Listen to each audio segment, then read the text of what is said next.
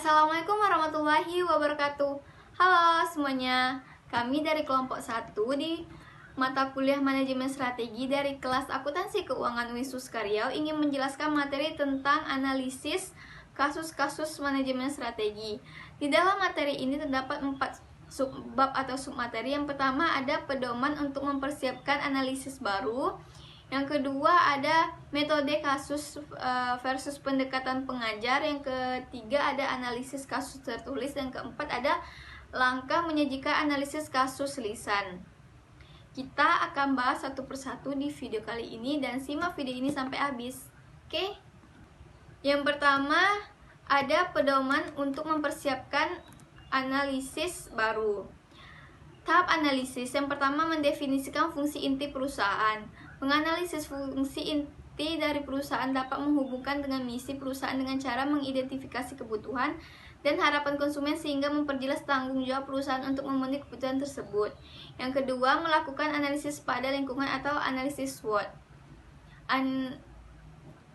Analisis ini dengan mempertimbangkan dengan berbagai aspek sosial, teknologi, dan aspek ekonomi, kemudian analisis tersebut dikembangkan atau diidentifikasi kekuatan, kelemahan, peluang, dan ancaman.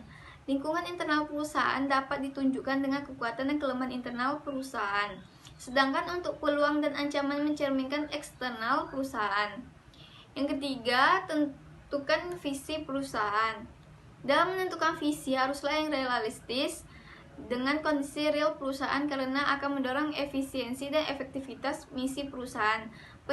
Penentuan visi akan dijadikan patokan jangkauan potensi kinerja perusahaan untuk berkembang.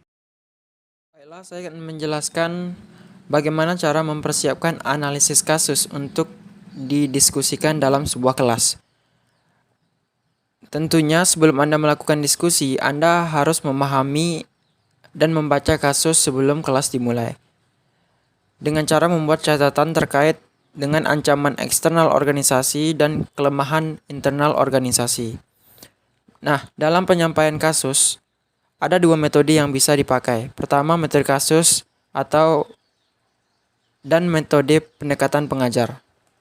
Metode kasus dalam pengajar secara radikal berbeda dengan pendekatan pengajaran tradisional, di mana hanya sedikit atau tidak ada perubahan yang dibutuhkan oleh mahasiswa sebelum kelas dimulai.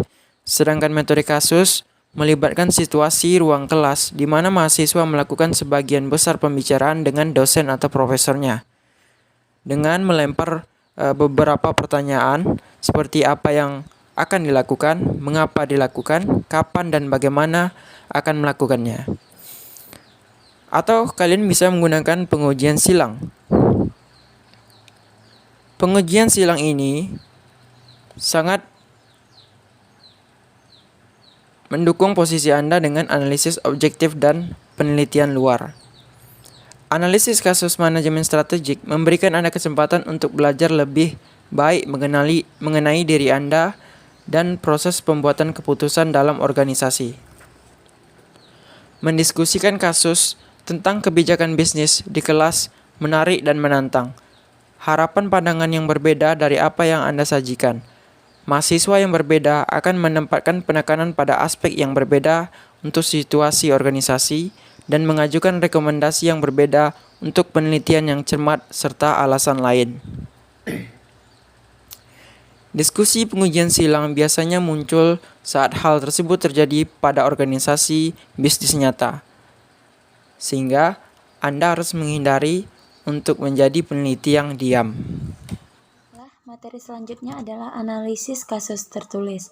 Hal yang perlu diperhatikan dalam mempersiapkan kasus tertulis adalah: yang pertama, hindari pemakaian istilah khusus, kata samar-samar atau berlebihan, akronim, singkatan, dan ungkapan yang menyinggung etnis tertentu atau rasis. Selanjutnya, perhatikan ejaan. Gunakan kalimat dan alinea yang pendek serta kata dan frasa yang sederhana. Selanjutnya, gunakan subjudul secukupnya. Susun isu dan gagasan mulai dari kata yang penting sampai yang kurang penting. Selanjutnya, gunakan kalimat yang aktif.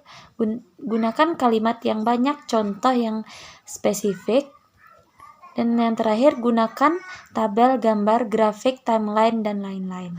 Selanjutnya saya akan membahas tentang langkah-langkah dalam menyajikan analisis kasus lisan. Pada pembahasan sebelumnya, yaitu membahas tentang analisis kasus tertulis. Dan dalam poin-poin langkah-langkah dalam menyajikan analisis kasus lisan, yang pertama yaitu mengorganisasikan presentasi.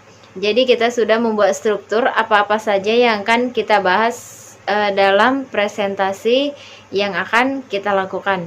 Yang kedua yaitu mengendalikan suara. Jadi kita harus bisa mengatur volume suara kita sendiri. Yang ketiga yaitu menata bahasa tubuh.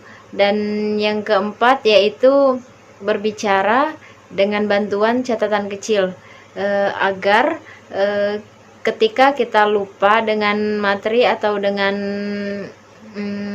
hal yang perlu kita sampaikan, kita memiliki catatan kecil dan itu akan mempermudahkan kita dalam mengingat. Yang kelima yaitu membuat bantuan visual dengan contohnya seperti tatapan mata. Dan yang keenam yaitu menjawab pertanyaan dari audiens yang ingin bertanya. Sekian dari saya mengucapkan terima kasih.